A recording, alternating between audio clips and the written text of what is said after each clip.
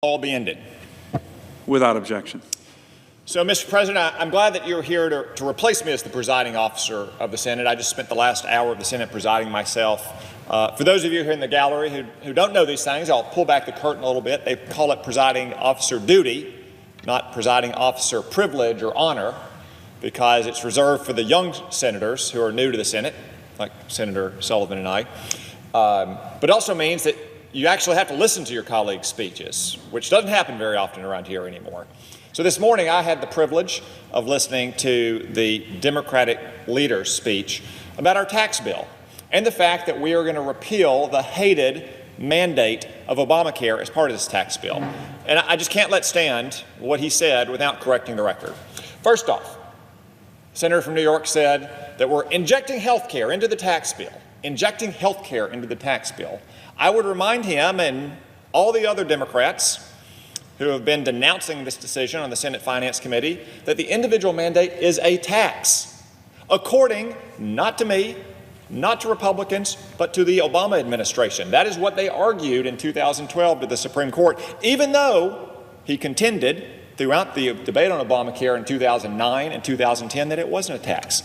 In 2012, they argued to the Supreme Court that the Obamacare mandate is a tax, and the Supreme Court in 2012 upheld it as a tax.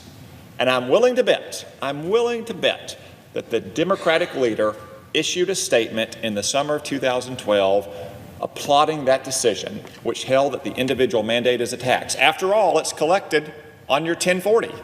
It's collected by the IRS. It doesn't get much more taxy than that. Second point, the claim that 13 million Americans will lose their insurance if we repeal the mandate.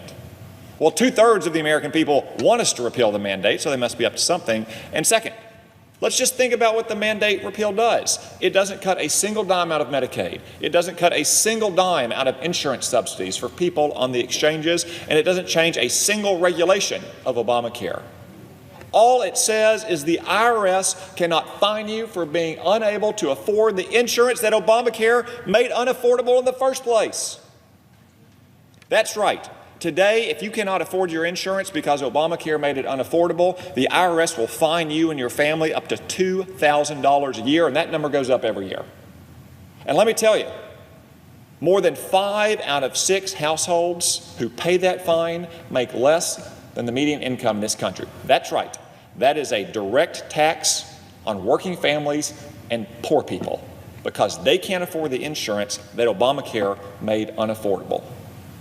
In Arkansas, that's over 55,000 families who already have to go with the insecurity and the financial hardship of not having health insurance, who then have to pay a fine to the IRS. That's why 2/3 of the American people have wanted us to repeal the individual mandate of Obamacare since the very day that that law was passed. And that's why we are about to finally repeal that mandate. And in the meantime, it's going to pay for more tax relief for working class families. We're going to be able to bring rates down for all of our families, preserve more popular or widely used deductions or credits that help people make ends meet, like the home mortgage interest deduction credit. Help them be a little more generous to their church or local charities, like the charitable deduction. Help them offset the cost of some of their property or state and local income taxes. All because we're going to repeal the hated Obamacare mandate. So I know the Democrats are in high dudgeon these days. Turn on C-SPAN if you don't have anything better to do, and watch the Senate Finance Committee, and they'll say, oh, we're injecting health care into the tax bill. Oh, 13 million people are going to lose their insurance.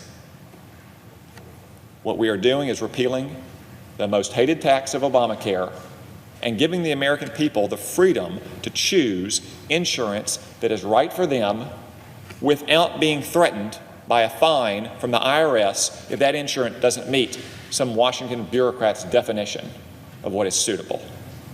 That's why 2/3 of the American people support the repeal of the individual mandate, and that's why when we repeal it, the American people are going to have a big victory, notwithstanding anything said by the Democratic leader or any other Democratic senator. So, Mr. President, I yield my time. Have fun during presiding officer duty. I note the absence of quorum. Clerk will call the roll.